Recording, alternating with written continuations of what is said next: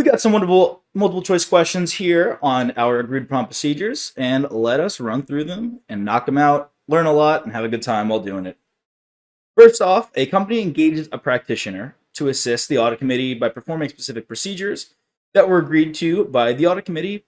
Which of the following statements is correct regarding the procedures to be performed?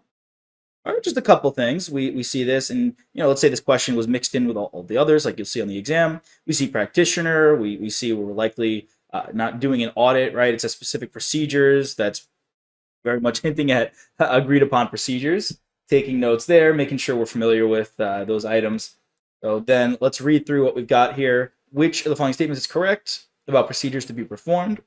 Well, first off, we've got the procedures should be designed to allow the practitioner to provide negative assurance. Is that the case? Think about it. I'm actually going to show you a nice snippet from our lessons. What about the practitioner should not involve the audit committee in determining what procedures are to be performed?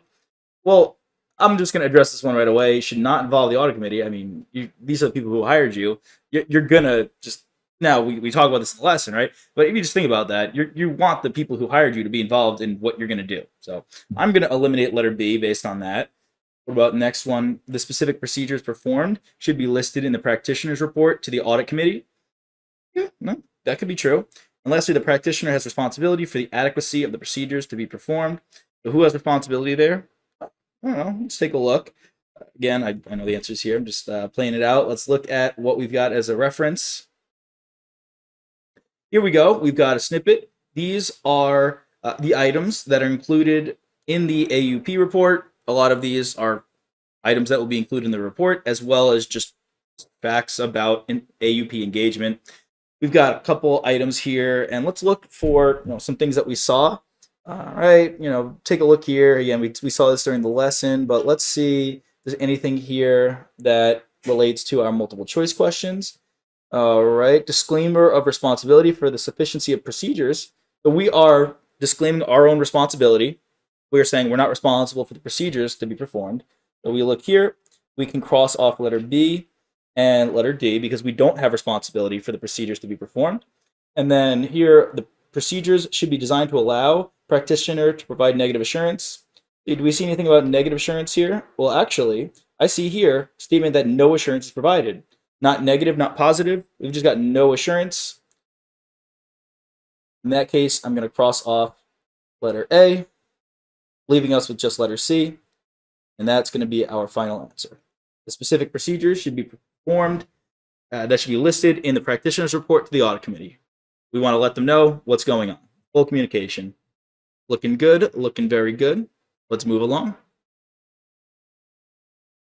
Moving on to our next question here, it says, agreed upon procedures can be performed as long as the following conditions are present. Is it going to be all of them? Well, what are they? They are independence, party agreement, meaning we have an agreement between both sides, the client and the practitioner, and then if we have sufficient procedures. Now, if you didn't know right off the bat, let's look through what we've got, snippets from our lesson.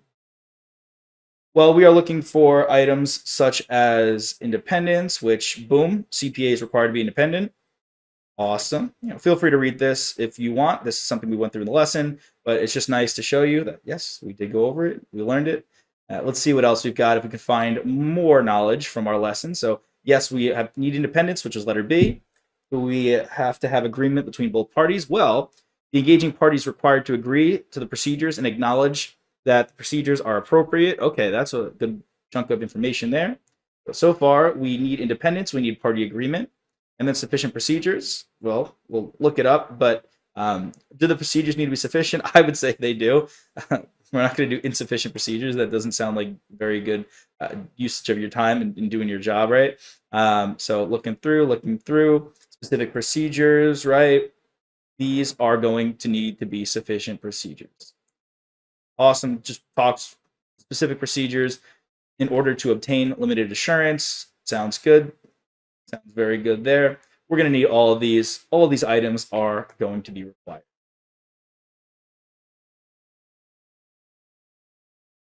Next up here, an accountant may accept an engagement to apply agreed upon procedures to prospective financial statements, provided that what? All right.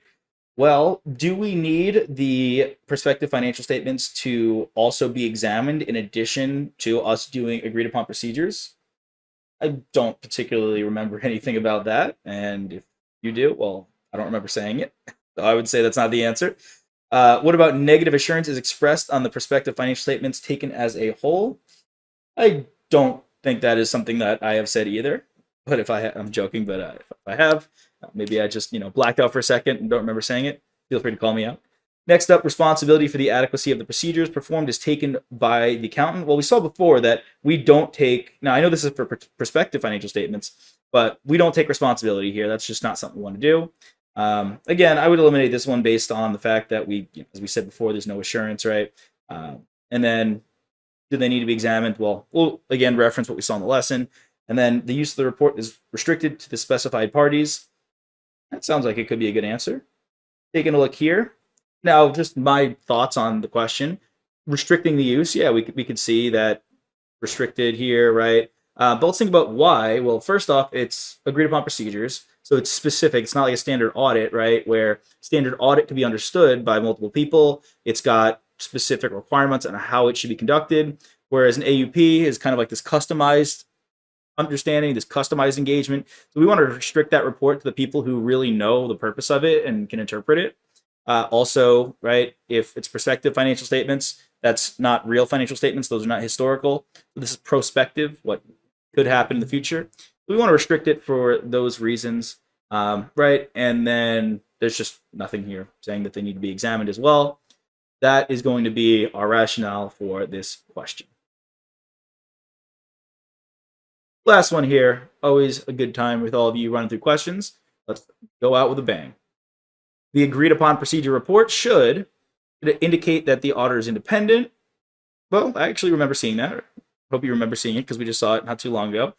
All the above. Let's see what the rest of the above are. Include an appropriate address. Okay, that might be one you don't particularly remember because it's not that definitive. It's just kind of like random, right? This is more important to know. Should you be independent or not, but should you include the address? So let's say you see a question like this and you're not sure. Odds are, sure, you'll probably include the address and you'll see that.